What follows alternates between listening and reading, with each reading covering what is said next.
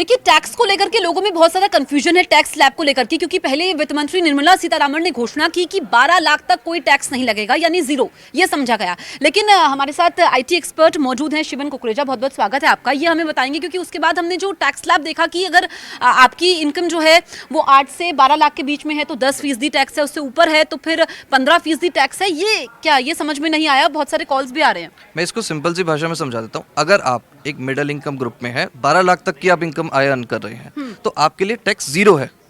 Salaried person है तो 12.75 lakh rupees अगर आप अर्न कर रहे हैं तो उनके लिए जीरो है। नहीं, तो ये जो टैक्स स्लैब है, हाँ, उसी को क्लैरिटी दे रहा हूँ। अगर आपकी आय नॉर्मल पर्सन की 12 लाख से अबव हो जाती है तो उनके केस में स्लैब रेट चलेंगे। सैलरीड पर्सन के लिए 12.75 लाख से अबव हो जाती है इनकम, तो उनको इनकम पे जो टैक्स पे करना है वो स्लैब रेट बेसिस पे कैलकुलेट होगा, एक सिंगल रेट नहीं है, स्लैब रेट चलेगा। For example 4 to 8 lakh, 0 to 4 lakh में नील है। ये भी देखना बहुत बहुत जरूरी है कि पहले 0 to 3 लाख नील था, अब इसको भी इंक्रीज करके 0 to 4 लाख पे नील कर दिया गया। 4 to 8 पे 5% कैलकुलेट करना है, 8 to 12 पे 10%, 12 to 16 पे 15%, ये आपको कैलकुलेट करना है अगर आपकी आय 12 लाख से अबव है। अगर 12 लाख से अबव नहीं है तो आपको ये कैलकुलेट करने की जरूरत नहीं है, आपके लिए टैक्स जीरो है, बस आपको रिबेट मिलेगी। तो फिर वो स्लैब्स को क्यों लिखा गया है, वो भी अभी भी कंफ्यूजन है। वो स्लैब्स को इसलिए लिखा गया कि थोड़ा बेनिफिट भी दिया जाए ना।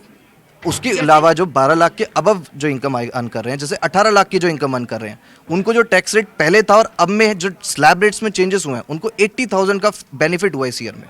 तो उस चीज को कवर करने के लिए कि जरूरी नहीं है कि जो 12 लाख को बेनिफिट देना है, 12 लाख से जो अबव अर्न कर रहा है उनको भी तो थोड़ा बहुत बेनिफिट होना चाहिए। मतलब इसको हम आसान भाषा में शिवन इस तरीके से समझें कि अगर आपकी इनकम 12 लाख तक है तो आपको कोई टैक्स नहीं लगेगा, यानी कि जीरो हो गया है। अगर आप सैलरीड हैं तो अगर आप सैलरीड है तो 12.75 जो हाँ, आपकी 75,000 स्टैंडर्ड डिडक्शन होती है उसको भी कवर करके तो आपको 12.75 पे जीरो टैक्स पे मतलब 12,75,000 रुपए तक कोई टैक्स नहीं देना है। ये तो बल्ले बल्ले हो गई नौकरी पेशा लोगों की है, बहुत ही बल्ले बल्ले हो गई। और इतनी एक्सपेक्टेशन नहीं थी लोगों की, 10 लाख तक की एक्सपेक्टेशन थी सबकी, लेकिन ये 12.75 कर दिया, बहुत बड़ी अचीवमेंट। लेकिन एक चीज और कि इनकम टैक्स रिटर्न जरूर भरना है। बिल्कुल भरना है, वो तो आपके लिए मैंडेटरी है। अगर तो आपकी ये किसमें, ये न्यू रिजीम में आ जाएगा? ओल्ड रिजीम और न्यू रिजीम को लेकर के भी कंफ्यूजन है।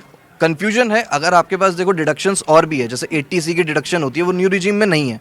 80D की डिडक्शंस है, आपके पास HRA की डिडक्शन। अगर आप उन सब चीज़ों को भी फॉल करना चाहते हैं तो आप ओल्ड रिजीम में कर सकते हैं। बट अगर आपने उन सब की डिडक्शन नहीं लेनी है, आप कैलकुलेट करते हो, नॉर्मली आजकल सब अवेलेबल ऑनलाइन, आप कैलकुलेट करो तो आपको न्यू रिजीम में बेनिफिट है। ठीक है, अब उनकी बात कर लेते हैं जिनकी इनकम 12,75,000 से ऊपर है। उनको नुकसान हो रहा है या फायदा हो रहा है? उनको भी फायदा हो रहा है। अगर आप देखें, उन्होंने खुद निर्मला सीतारमण जी ने एग्जाम्पल के साथ दिया था, अगर आपकी आय 18 लाख रुपए है एक साल में, तो पहले रिजीम जो टैक्स रिजीम थी उसमें और अब में 80,000 रुपीज का बेनिफिट है आपके लिए। प्लस उसके अलावा अगर आप 24 लाख की आय जो अर्न कर रहे हैं उनके लिए 1,10,000 रुपए का बेनिफिट है लास्ट ईयर से अगर कंपेयर किया जाए। मतलब सेम के लिए कुछ ना कुछ उनके पे टारगेट जरूर है। ठीक है, अब हम 24 लाख से ऊपर बढ़ जाते हैं। 24 लाख से ऊपर पे भी अगर आप जाएंगे तब भी 1,10,000 का ही बेनिफिट है, तब इंक्रीज नहीं हो रहा है। लेकिन अगर मिडिल इनकम ग्रुप को देखा जाए तो 24 लाख 25 लाख बहुत होते हैं और उसमें बहुत कम लोग आते हैं। तो उनके लिए बहुत बड़ा बेनिफिट है कि 1,10,000 रुपए उनको साल भर में टैक्स का बेनिफिट मिल रहा है। More than 9,000 rupees per month आपको बेनिफिट मिल रहा है टैक्स के अंदर, बहुत बड़ी अचीवमेंट है। तो शिवन, आपने हमें आसान भाषा में समझाया। मुझे लगता है कि जो दर्शक हमारे साथ मौजूद हैं उनको भी क्लैरिटी हो गई होगी कि 12 लाख रुपए तक, इनफैक्ट 12,75,000 रुपए तक कोई आपको टैक्स नहीं देना है। 75,000 का और भी फायदा हो गया है। उससे जो ऊपर है, जिनकी इनकम उससे ज्यादा है, उनको भी फायदा है।